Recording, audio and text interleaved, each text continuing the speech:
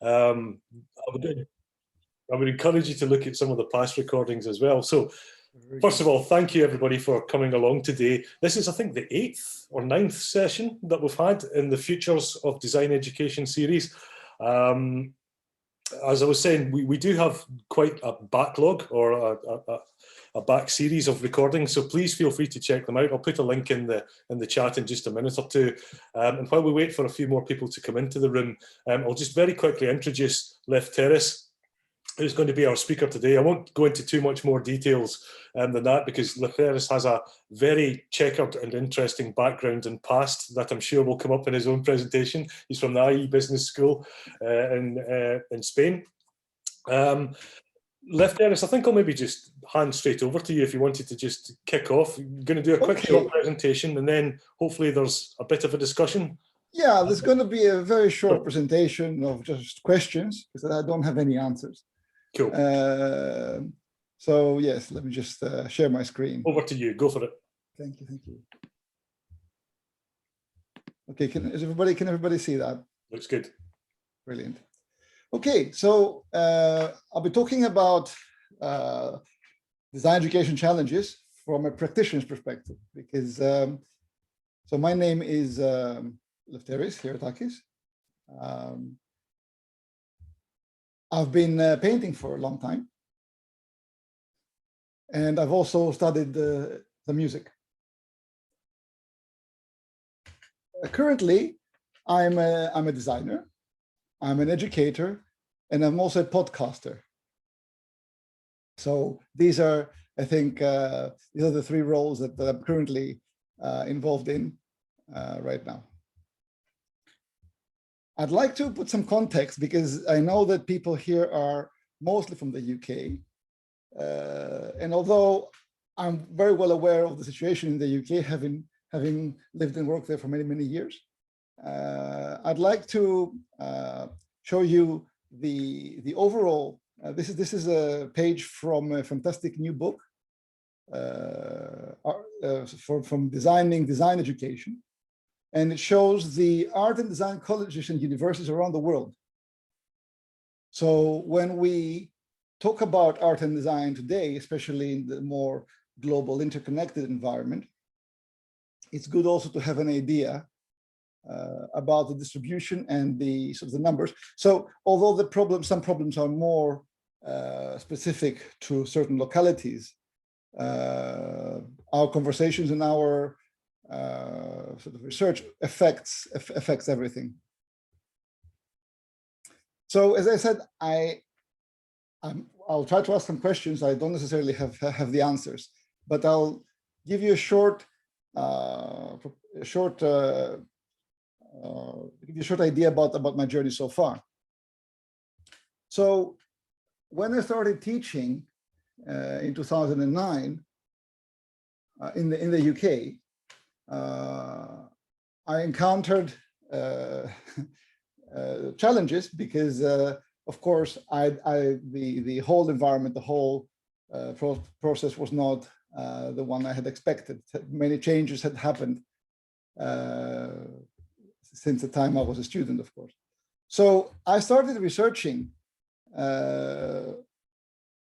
about what's happening, and I wanted to really do reflexive research on a curriculum that's centered on hand-heart-eye coordination. And so, especially since doing a postgraduate in education itself, that research continued both in a reflexive way, in a practical and a theoretical way. In 2016, I became a member of the Transmaking Project, and that allowed me to travel a lot and do specific design education research in many countries around Europe. And so my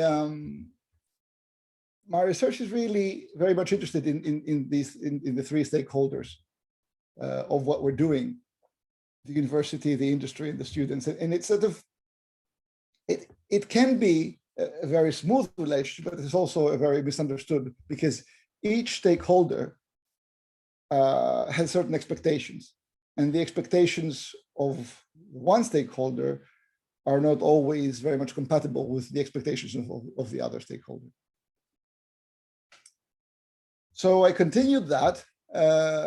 And so when the project finished, I said, okay, what am I going to do with all this knowledge and all this sort of, I wanted to continue creating and talking about these challenges. So in 2018, I created the Alicante Design Education Forum. It was actually the first physical, the first and only so far physical forum. So it gathered practitioners from all over the world, and we had a fantastic discussion. The year after last year, it almost became physical. It was a virtual forum, Valencia Design Education Forum. When the first forum finished, I said, okay, what's going to happen now? So, because it finished and the conversations, again, still needed to go on. So I started a podcast called Design Education Talks. Right now, I'm publishing bi-monthly, so it's 2 podcasts a month. And so far, I think I've published 52 episodes.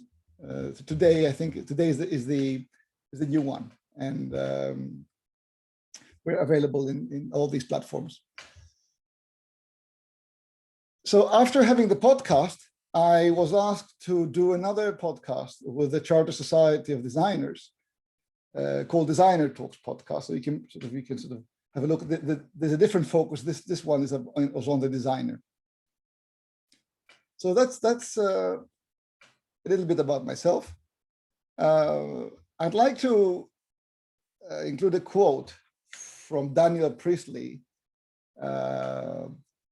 that says, our best thinking from 5 years ago is our baggage today. So in many ways, we have to constantly rethink and reevaluate, not bring ideas necessarily that are very much crystallized, but we always need to be looking. So I'm going to bring some of the findings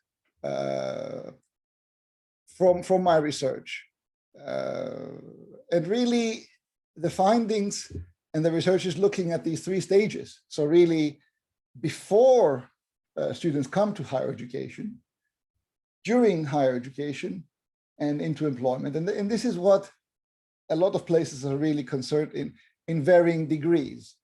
So each institution is focusing in a different percentage in these stages.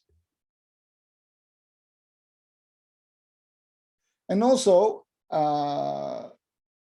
as far as visual communication and maybe design courses in general, we've seen a move from what used to be highly specialized, highly individualized courses that focused on a very specific area. Then they became more open to the tendency right now where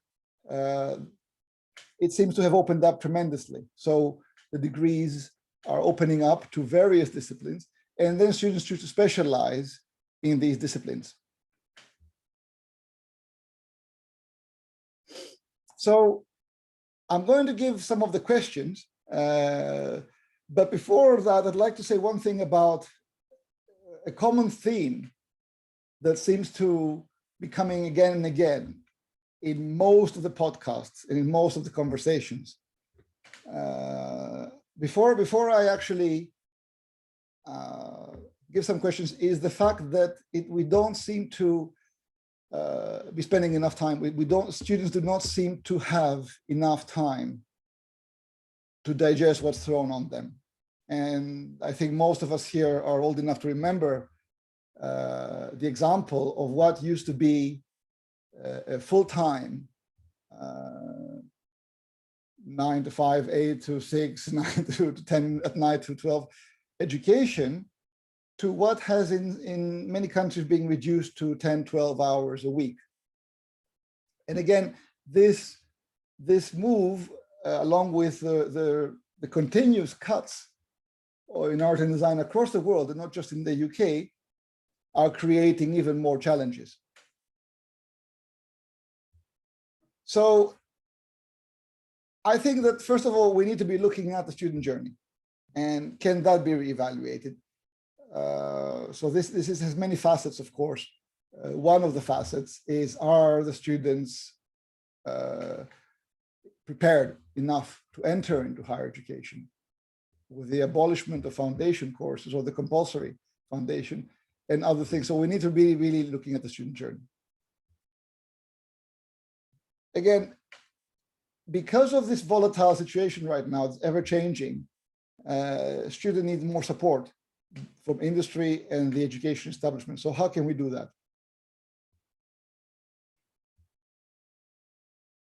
What direction is design taking, and how can we support this? So again, with automation, with virtual, with online, with these rapid changes, how can we support this? And again, the last thing is more specialist, because it was a conversation in Cumulus last week about apprenticeships and offline and online apprenticeships. And how can we support that?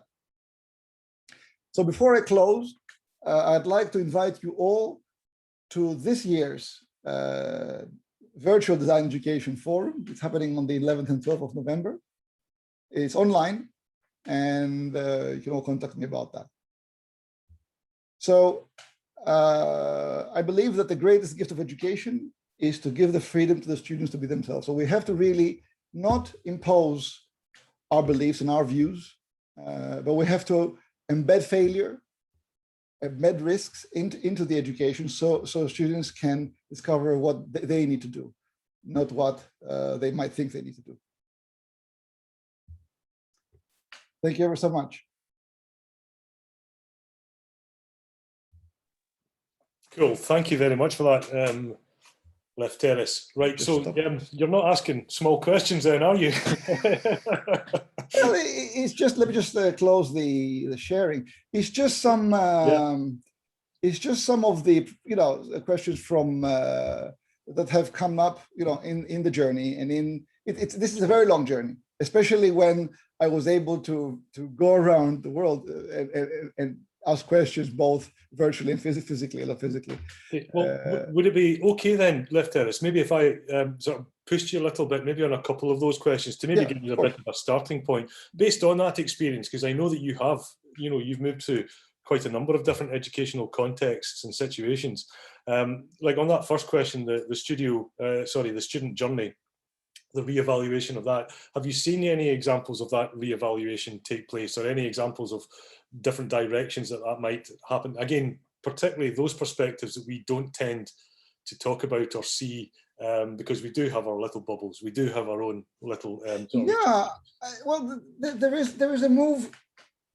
There are two views. There's the old view of filtering before and the new view of filtering after. So what I mean by that is that the older view used to be that we create a filter and we filter the students before they enter higher education.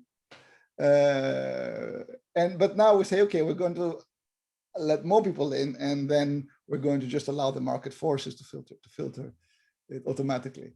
The problem with that is that it's all linking to that contact time. The preparation is that we have to understand that many graduates right now do not have the equipment, are not prepared well enough to face an increasingly challenging market. So in many ways, in many countries, we're just sending them out to the industry not so well prepared.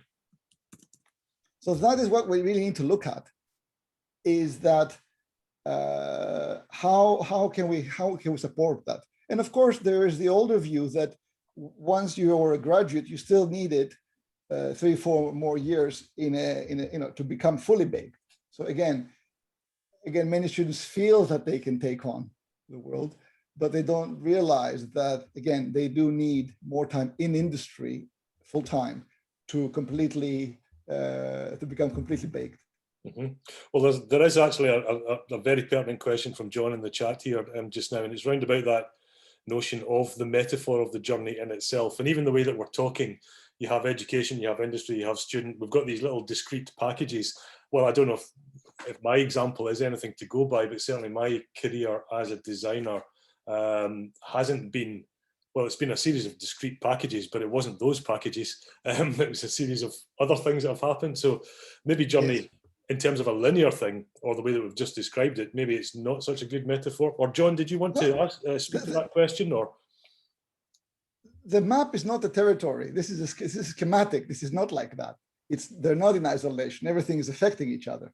But what I was saying is the expectations of each, like if you say, the expectations are not being met. For example, students go into an apprenticeship and they think they're going to be taught everything or they're going to be shown, but they end up they end up not experiencing it like this. But at the same time, what they are being shown is really valuable, but maybe they're not in a position to understand what they're being shown in the apprenticeship. So it's these expectations that is creating divisions. Mm-hmm. Okay, so I mean, if we're looking at those expectations, then I suppose it takes it back to as much a socio-political discussion or artifact. If those expectations are being created prior to, then is that something that we should be serving? Is it something that we should be looking at in a different way? I mean, what's interesting about John's comment to me is the notion that, well, maybe there's another way to refactor that instead of any, and John, please interrupt me if I'm sort of putting words in your mouth here. Or if you wanted to talk to it yourself, then please feel free to jump in. But there might be other ways of looking at it other than these kind of really normative ways of thinking about expectation, let's meet expectation, industry demand, let's meet demand. All of these kind of, here's a thing, let's draw the arrow between that and the thing that's expected, if you see what I mean. You know, the fluidity. I'm not John, saying did you want to talk to that a bit more? Would that? I just want to pick up upon the point about expectations and destinations. And I think you were pointing out that the students come with this. I think Lefteris was sort of asking the question about, are students really prepared? But that question can be turned around a little bit to, how are they prepared? And they're prepared through a school system that is about destinations. It is about this idea of an end and being led and arriving. There's always this expectation of arriving, and I think many of you will have, had career double backs or digressions, or even perhaps even some of you feel that you haven't yet arrived and that you never arrive. So I think you maybe picked up upon the question: how do we acknowledge that they come with these political, cultural, social expectations of a package, a destination holiday, and they're going to be delivered there and have that experience, and it's all going to be complete, a one done deal, rather than that actually it's more like a world than a journey. And students actually have to construct that social world themselves. So I try sometimes to use the world metaphor, because I think, again, that map and territory analogy is quite useful. So I think that's what I was just sort of reflecting on. Absolutely. Okay, cool. Lefteris, did you want to sort of add to that, or does anybody else want to come in on the journey metaphor as a thing?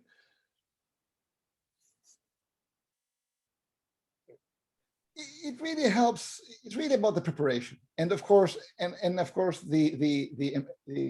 fact of embedding failure, embedding into the curriculum, which means taking risks. A lot of schools, for example, are teaching in a way that the results from their students look visually good, look visually impressive. But when you're embedding failure in the curriculum, and when you have a genuine desire to allow the students to become more themselves, then what comes out of them is not necessarily always visually pleasing and amazing because it's in that in-between stage. It hasn't happened yet, of discovery. So again, we got to be embedding more risk. We got to be having more preparation for that journey. Okay, so I wonder, does that tie into any of your other questions there, Lefteris? I mean, that notion of risk in particular, sometimes that can be complete anathema to industry, for example, that there is, not all industry, and it's certainly not a global position or idea. And I suppose there is a difference between the dream that we think we're teaching our students for as a job and the reality that a lot of us have actually faced as we've been through our own practices or practice experience. You know, risk taking is not necessarily what the job is all about. There is an enigma there. There is a funny contradiction. Students will have all the time in the world to do finished work after they graduate. So there was a view, and there's still the view in some cases, where they spend the degree on play, on experimenting, yeah, while preparing them. But in many ways, in many places right now, they seem to be creating too much of the finished work, too much polished work, and that's where one strikes a balance of how much experimentation failure you're going to allow, and how much of the finished product are you going to have. Okay, so did anybody want to jump in on that one? Because this is a classic tension. Again, we've been writing about it recently, I think. I can't remember what the other project was. But is this, again, I don't want to make a false dichotomy here necessarily, because I'm sure that there are curricula that have more healthily put these two things together, but the kind of process versus product debate or discussion.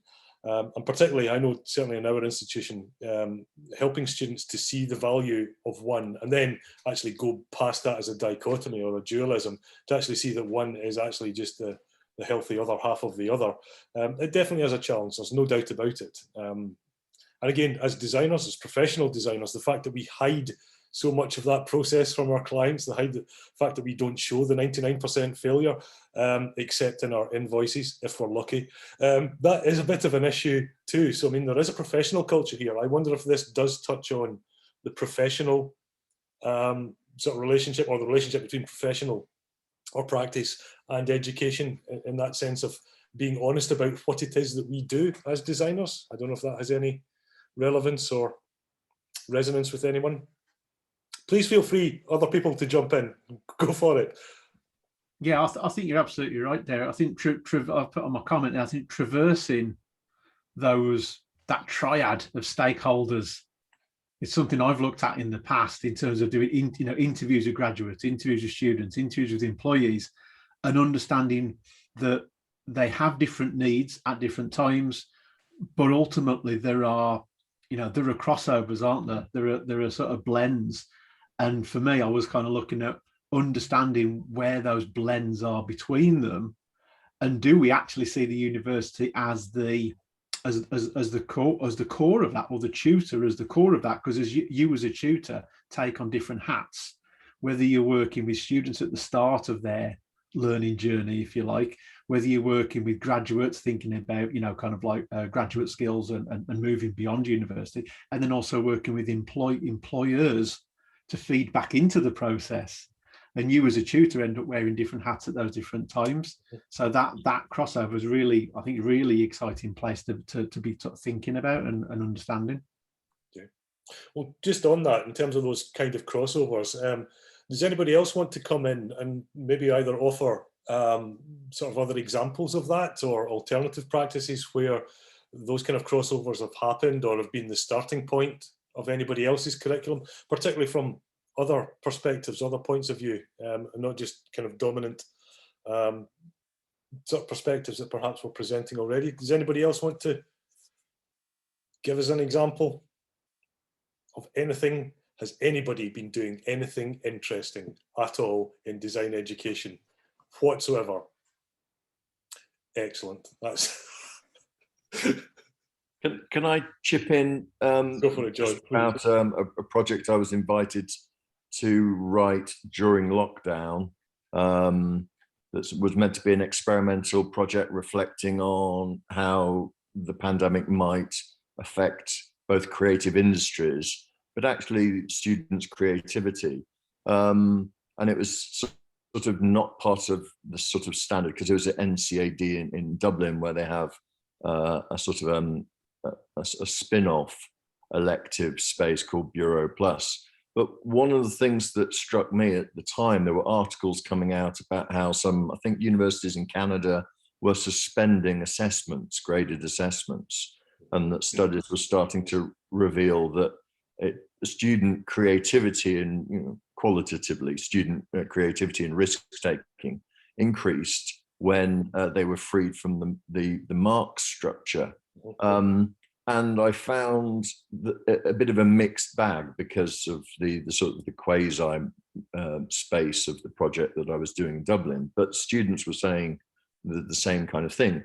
They really, those students that could get over the risk of having to make sense of what it meant to take part in something, put energy into it when they've got other projects, and they can't see a tangible outcome. Students, I think, were saying that they find taking part in things without a sense of what the payoff is really kind of difficult. Yep. And I so think in that sense, is that one of the, and again, I've been thinking a lot recently about whether or not the university is the best place for education. Is this one of the issues that because we cite design education in the university, the payoff is the degree conferred or the assessment score, if you see what I mean? The payoff is not what the payoff for a designer necessarily might be, which is a satisfied client that also pays on time, which is a pretty rare thing, by the way, but there we go. I mean, there is a tension between what these outcomes, if you like, are in some way, or are there? Is that one of them? In that journey, it's very challenging because we have made them addicted to rewards and gold stars. In fact, there's a fantastic book by Alfie Kohn about that, about gold stars. But so we've made them addicts for rewards. So, and then when they come to design school, we say, of course, you know, like many of us say, of course, okay, it doesn't matter, you know, you guys focus on if you focus on the work, you're going to get the results. Of course, it's not about the grades. Let's say at the same time, we are dealing with a generation that is very much used to short-term rewards, and it's very challenging to explain a reward that comes over a greater length of time. And I think that's where the challenge is to explain that what they're doing now will not, it's like a tree, you will not eat fruit tomorrow. You will eat fruit in some years' time while you are developing yourself. But it's challenging to explain that to this generation. I don't know, I'm quite enjoying the fruit model though. That sounds quite appealing. Leslie Ann, did you want to come in? I noticed that you. No, oh sorry, right, my apologies. Sorry, I thought you were wanting to come in on the previous point. Okay, so the thing that you're talking about there, Lefteris, in some ways it's kind of, you're not necessarily educating content, or you're not necessarily educating for some of the specific things that students might traditionally think that is the purpose or the trappings of education. What you're talking about is much more around the notion of, I don't know, capacity, competency, attitude. You know, it's a different quality, a quality that develops in the person rather than in the work, if you like, of the person. The work of the person is the evidence, if you like, and that theoretically, I suppose, is what, you know, I suppose we dream that all education is. But as with the invention of the exam in the 17th century, the point is that we tend to be quite lazy as academics, and assessing the person turns out to work out to be quite a hard thing to do, and that just creating an exam or an output of assessment is an easier thing. Are there examples that you've come across, or does anybody else want to jump in on examples of where it genuinely is a student-focused form of, I don't know, kind of, Leslie, it's almost kind of like your notion of, instead of seeing even education as a threat or design as a threat, that you're actually doing it for the opposite thing, doing it for the health or the well-being or for the creation of the good thing in the student. I think once a student gets it or discovers their path. I mean, I've had students, many students in the past, that once it's like a light switch. And once they discover their passion within the choices that they have, it doesn't even matter. It doesn't matter because they dedicate so much time to it that all the other frameworks that we're putting in place are just there to support that. But to the students that are looking at the results, it's a very different situation. And that's what they need to, they kind of have to, they have to go on a rehabilitation process.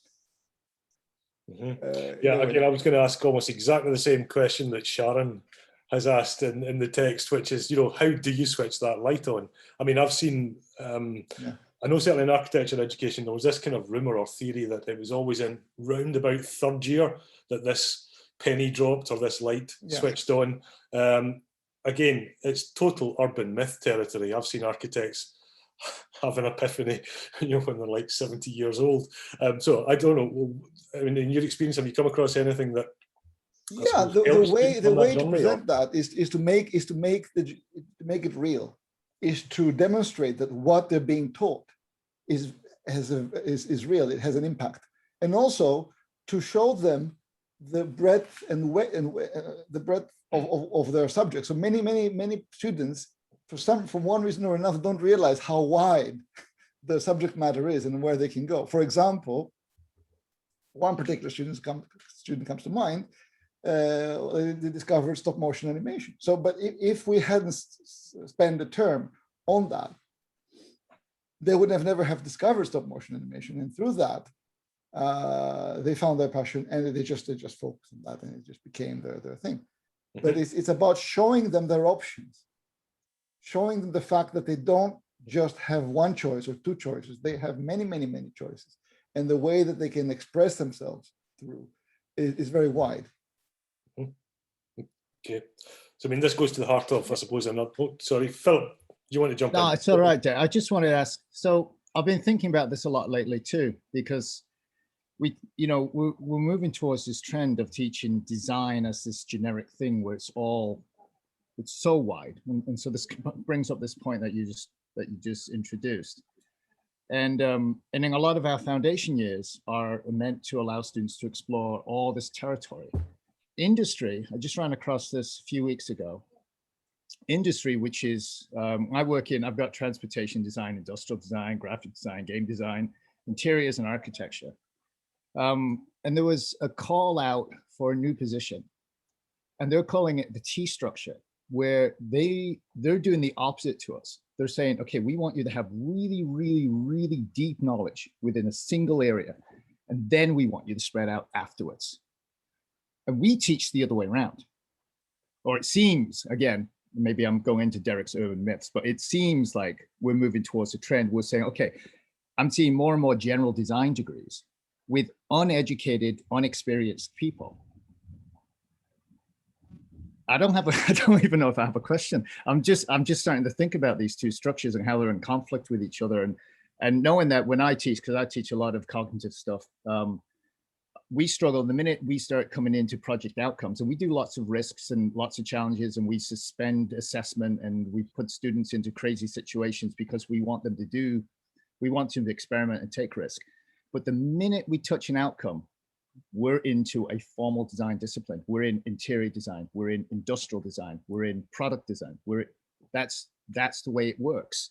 And so there's always this tension between this generic understanding of creativity, and the other tension I run into constantly is the art and design tension, because those are not the same thing, and they do not have the same structures, and they do not have the same assessment codes. Yet we lump the two words together as if they're exactly the same thing, and they are fundamentally different. All right, I'm off. I've got a huge thunderstorm. I agree with you, John. I mean, before I forget, in a way, art and design is a complementary. Art is the body, design is a part of the body. But anyway. Well, and that's actually where I disagree. They're not. Okay. In what way? Art, well, the way, if you're talking about design as being an aspect of art, I actually find that incredibly problematic because of the, when we start looking at the standards and the outcome, if we just look at it as facility, yes, but if we look at it as cognitive, no. And so do art and design use parallel systems? Yeah, we're talking about visualization, visual communication, facility, you know, with the construction and prototyping and object creation and all that stuff, fine. But that's just material outcome. If we start looking at the cognitive territories of art versus design, design is not within art. They're actually parallel systems. And what you'll find is that a lot of artists actually use design processes, right? Which are much more methodologically looking at abstraction and reframing and divergent convergent structures, which are generic human structures to start with. But what we find is a relationship to relevance. And so where does relevance come into that dialogue? And what you find in art systems is that relevance is attached much, much later in the system than in design systems, where a lot of times the relevance becomes the foundational questioning. In art, it'll often be attached way later after the formation of even an outcome. Mm-hmm. So I think, so I actually really love your quote about 5 years. Like, I think we're dealing with baggage from probably 100 years ago, 80 years ago, 60 years ago, 10 years ago. And part of that baggage is the intellectualization of art. And then the growth of design without a really strong foundation, which attaches it to a 19th century concept of art through a 20th century intellectualization of art, to this thing where we feel like we educate people who need to express themselves while we put them in professional situations as professional designers, which is another conflict, right? Because no designer actually ever works based on their own sense, of self-expression, and this is what I like, and everybody should do what I want. We work in completely different professional contexts. And so I actually find that thing where we slam those two words together one of our major issues, and a misconception for students when they come in and they say, well, I'm coming to design school so I can express myself. It's like, no, you're not. That's not why you're coming to design school. Sorry, I went on. I just ran? Well, Derek keeps asking for people to talk, so I thought I'd just dump a bunch of stuff out. Yeah, absolutely. No, and I think it is. It's definitely around, because we don't have this debate very often or very well. And I'm beginning to get the sense that if we are not disambiguating this, or if indeed there is a need for disambiguation, if we're not having those conversations very well, then we don't stand a chance of articulating any of this stuff to our students. I think it is actually quite important. I'll maybe explain why as well in a second, but I'll maybe bring in Tommaso. Did you want to add something to that? And then I'll pick up on your question, Lewis, in the chat in just a second as well. Tommaso, go for it. Hi, everyone. Hi, Phillips. I quite agree with what you say about the conflict between art and design. One thing that is a fundamental for me, even when I teach to students in design, and this has to do a bit with the idea of some aesthetics.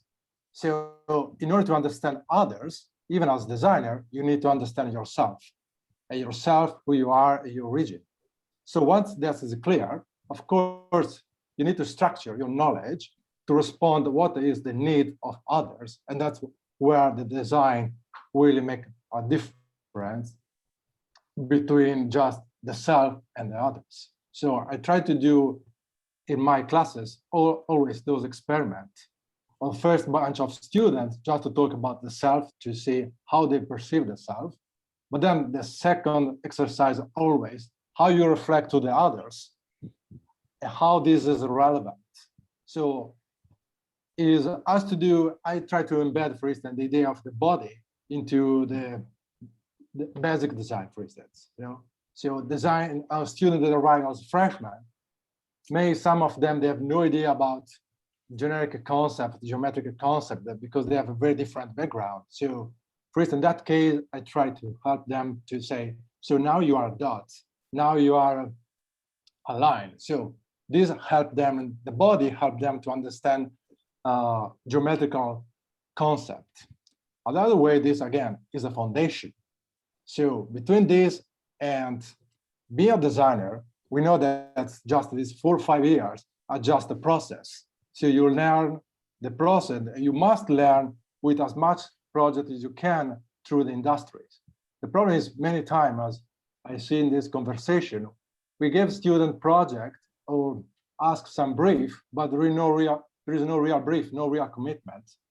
So it's important to me that to bring always in some company, at least some external voice, not to be only from design point of view, but just to give them different perspective. One thing I like to do when it's possible, now with COVID not, but is to bring them, give them a brief, but then present them their response to a different public. So for instance, I give them different location around the city, if we talk about product design, and I let them talk with people who own the space to see how they can embed the first idea with the real needs by starting them. So I think we need to differentiate this. And, thank you for raising this point. No, thank you for that, Tommaso. I'll maybe add to that the question that Lewis raised in the chat, the concept of design as applied arts. I mean, some of what you were talking about there, Tommaso, kind of aligns, I suppose, with that notion. And as Philip has said, there are clearly overlaps between the two domains and spaces. Aesthetics is a classic example, or composition, and so on and so forth. I guess it's how those, as Philip would suggest, those kind of more abstract or simpler or basic human moves or human activities, how they get applied in particular contexts might be the more relevant thing. I don't know, Lefteris, did you want to come back on the old art versus design debate? It's a huge one. It's a huge one. I think before we miss something Philip said in the first part of is about the breadth and the width, so the specialism and the breadth, and there are some interesting points there. Speaking about the student journey, of course,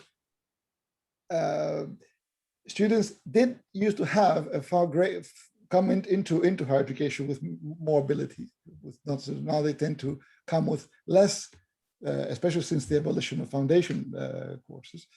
And it's also, I think we can develop simultaneously. We can develop the choice, the options, and also individually in a one-to-one, students can develop the depth very much. So I think that these two develop simultaneously in a way.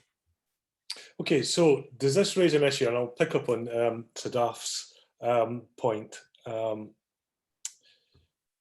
That do we have a greater responsibility then to almost help defend the space of art or design education, and does that start then by being a bit more, I don't know where I'm going with this one. This is a tricky one.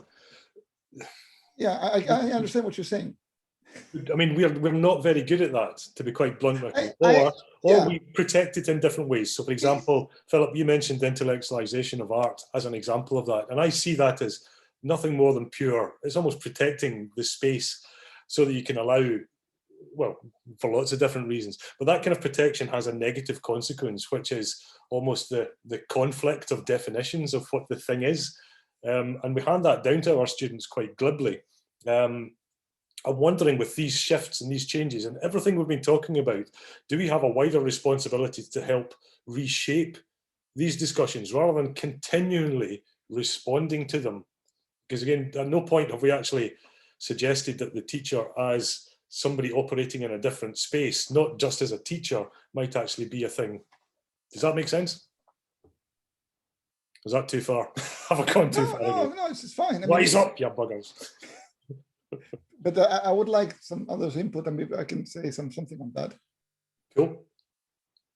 Again, the reason I would mention that was Sadaf's point in the text as well, because there are these cultural differences as well. There's also really bog standard pragmatic differences as well that we create, that we construct. So, no, I think that in many ways, in higher education, and unfortunately a lot of colleagues share this view, is that students don't necessarily need abilities. They abolish abilities, they abolish a skill or a certain skill that they need to work. It's almost like in many courses, anything goes. But other areas, other disciplines are developing abilities. I mean, as I mentioned, I come from music, where you got to have prior ability to advance. You got to have prior skills.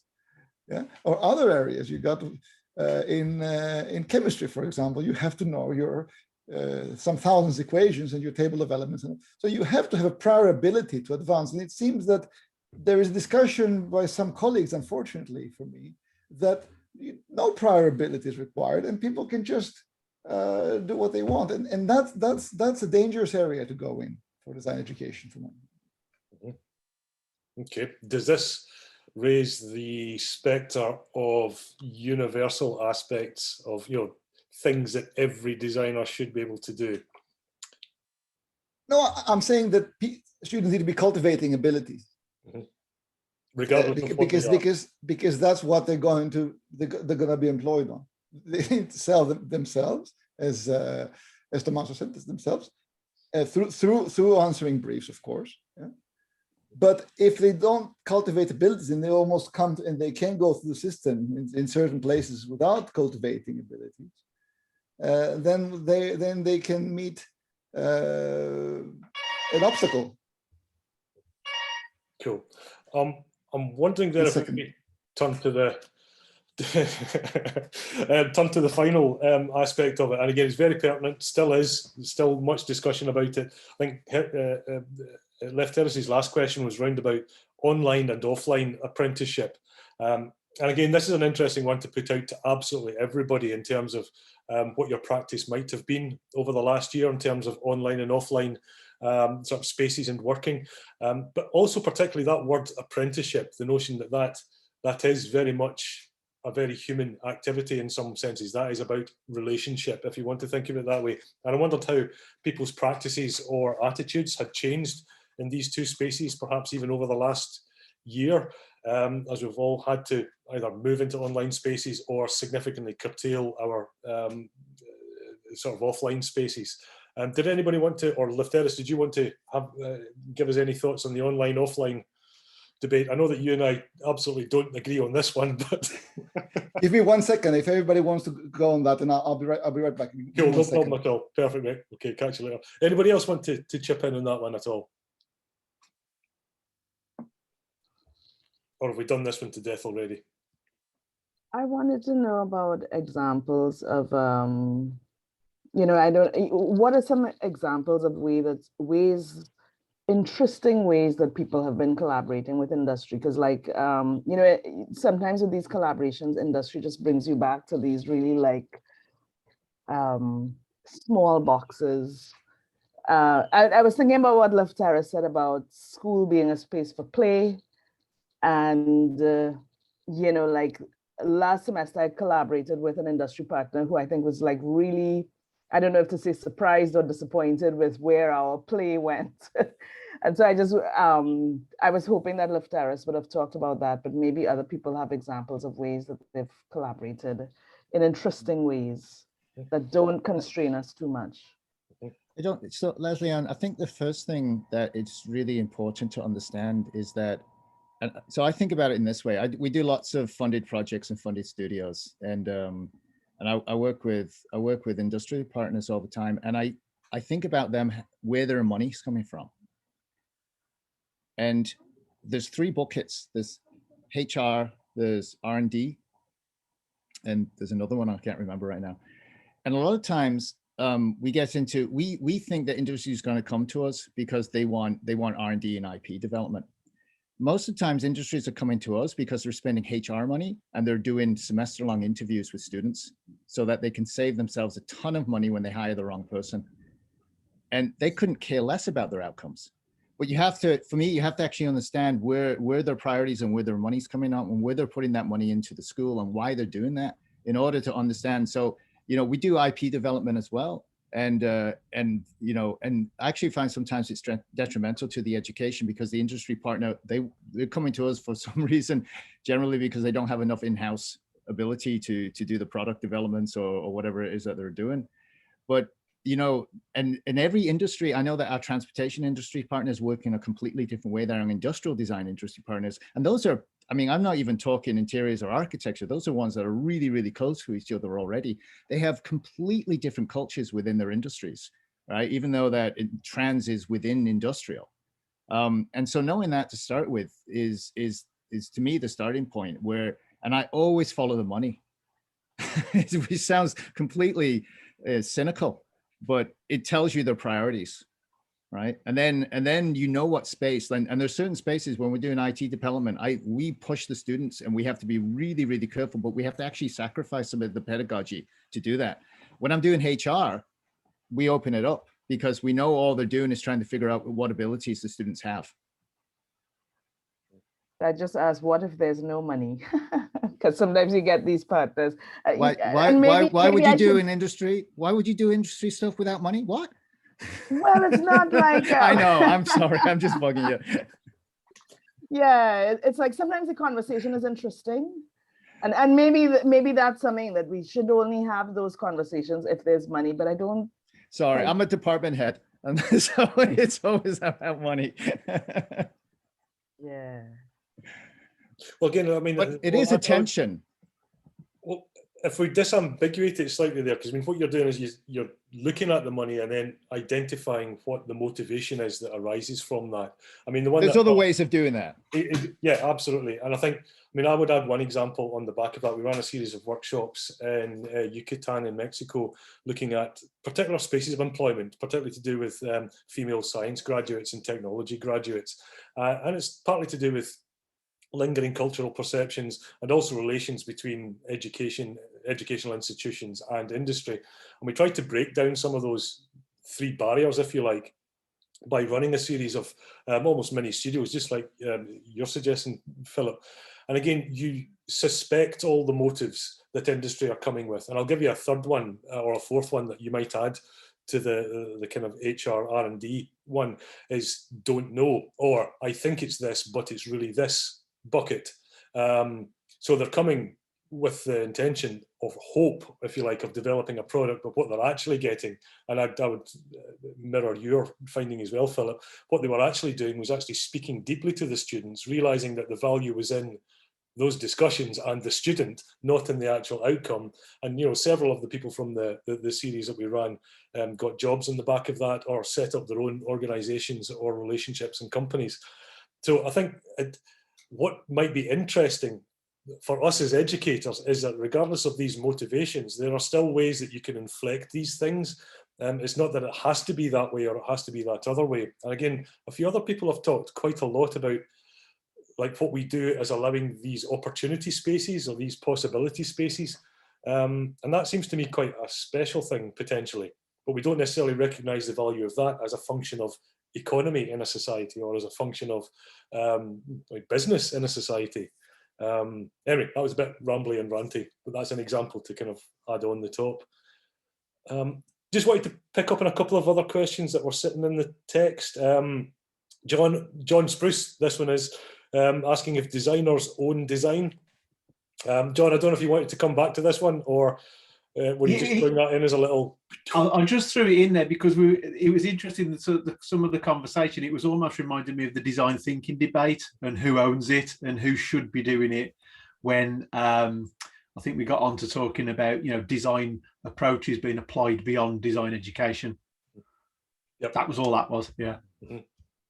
Yeah, well, I think that's what we've got. 1, 2, 3, 4, 5. We'll get 25 people left, so there's probably going to be 25 answers to that question, I think, which I think is still fascinating. It's incredible that the design thinking debate is actually still going on, and that's me speaking as someone who runs a design thinking course. Sorry, there you go. You should have nailed it by now, Derek. What can I say? Yeah, it depends what day of the week it is as well. I don't know, did anybody want to the ownership of design? I mean, to me, I think personally, I have seen probably over the period of my sort of career, I have seen shifts in terms of what design is and kind of who goes about it. I don't know whether they've consolidated into anything real or consistent yet. I don't know. I wouldn't want to swear to that. I don't know if anybody else has any experience in that.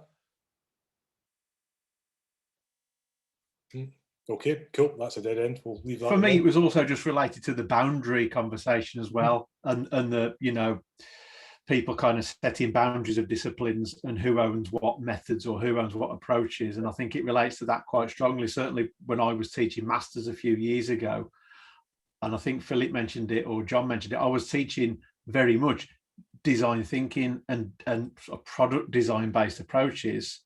But I couldn't say that because I was teaching all the other disciplines apart from product. I was teaching graphics, fashion, curatorial practice, urban design, fine art.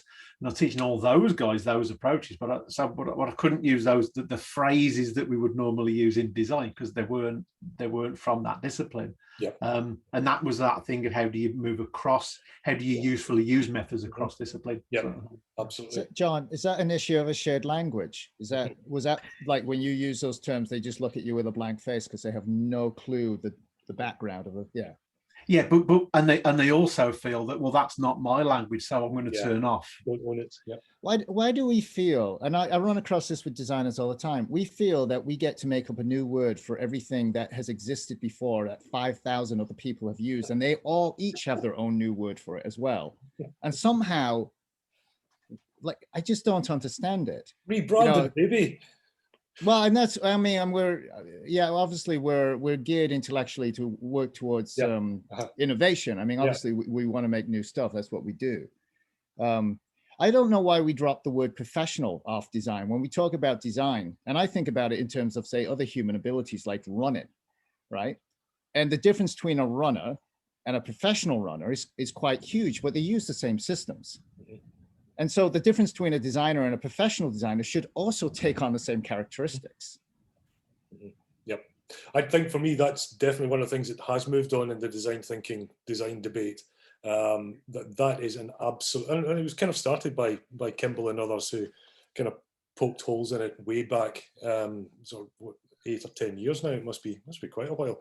I think it's that notion of professionalism or even deep competency, I think really genuinely matters. And I think we've realized the limitation of not providing that and the paucity, the weakness of solution that maybe gets resolved when you don't go back into that. How that might articulate itself in any kind of generic way without contextualization, without actually saying, well, you're in a domain now or you're in this specific environment. I mean, I must admit, I have personally seen a few transdisciplinary sort of reassertions of that specialism or professionalism, but they are pretty rare. That was a bit wandery and vague. John, or did anybody want to pick up on that one? Is anybody a proud design cognitive or cognitivist or design thinker? Well, I've been teaching design thinking for the last 2 years. And I mean, it's like, I guess that what that really clarifies for me is the way we just have to move between the disciplinary specific and the non-disciplinary specific, because like Philip said earlier, you can't really get to the actual outcome without the person who is discipline specific, and that's, for me, that's been the frustrating thing of teaching design thinking. Like, okay, these fantastic ideas, and who's actually going to do this at the end, and it's like you need to just be kind of always moving back and forth between these two groups to get things done. Yep. Okay. I'm conscious of the fact that we're nearly at the end of time. But I did want to pick up on Lewis's other question, the notion of, or Lewis, did you want to ask this question or talk to it at all? It's about who owns or where does design education belong, and particularly the higher education institution question. I mean, do we see any trends or journeys or directions for that in the next few years? Is it time to re-ask whether or not, the academy is the best place for design education, or? Yeah, hi. Personally, I used to teach at higher education institutions. I have been teaching in a high school for 1 year, in Ivy School. And personally, I used to teach product and industrial design. And now that I have been teaching product design to younger students, I find interesting their approach to learning because sometimes they are really enthusiastic. However, obviously, the level of thinking is not as complex as their peers in universities, right? So, and that for me as educator is a challenge. But on the other side, I thought, oh, it's good for young students to learn about design because they can apply it in other subjects, regardless they end up being doctors, lawyers, whatever. I think these design skills can be really useful to them, for them. Okay, cool. Lefteris, I'll maybe hand over to you for any sort of last words or thoughts, or did you want to come back on anything? It's a very interesting question in Lewis's remark, and I've always said that the bulk of the challenges we're facing in higher education, the solution is in early years. So how do we adjust early years so that we don't get a repeat batch of the same problem? Because of all this, and of course it goes very much back to discoveries made by an American researcher, teacher called John Taylor Gatto. And some people here might want to look more on that and about how the current education system came about. So it's a huge discussion, but it's a great opportunity to make adjustments into early years so that the challenge we're facing in higher education are decreased. Yeah. Also, I'd like to thank everybody for coming today. It's been fantastic. Yeah, absolutely. So yeah, just on that note, I'm conscious of the fact that we're a few minutes late, so my apologies for that. Lefteris, on behalf of everybody, I would just like to thank you very much for that provocation and for those kind of interesting points. It's definitely a conversation, and there's a couple of things in there in particular I think that maybe we do need to pick up on again in future sessions. Because there's the potential that if we are not having these conversations or even thinking about this stuff, we're doing a disservice to our students sometimes in inducting them into confusion or at least cognitive dissonance in some ways. Anyway, Lefteris, for the thank you very much invitation. for This that. has been fantastic. Thanks so much. And thank you everybody for your contribution to today. And hopefully we'll see you at the next session. The next session, we do have a date for it, but we don't actually have a speaker yet. We might actually make it a holiday. We're not too sure whether we're going to take the next couple of months off. But if you pencil in the date just now, and I'll email everybody. By the way, if anybody wants to be in the email list, then please feel free to put your email into the text box. I'll stop recording in a second to keep that private, but I'll stay on to capture the email addresses. The next date is the 16th of July. As I say, we're not sure of the time because it depends on the speaker. We're more than happy to change the time zone. If anybody's interested in talking about something, then please feel free to suggest something and we'll have a think about that as well. So once again, thank you very much, everybody. Thank you for an interesting debate, and thank you again, Lefteris, for that. Thank you very much. Thank you so much. Thank you. Bye.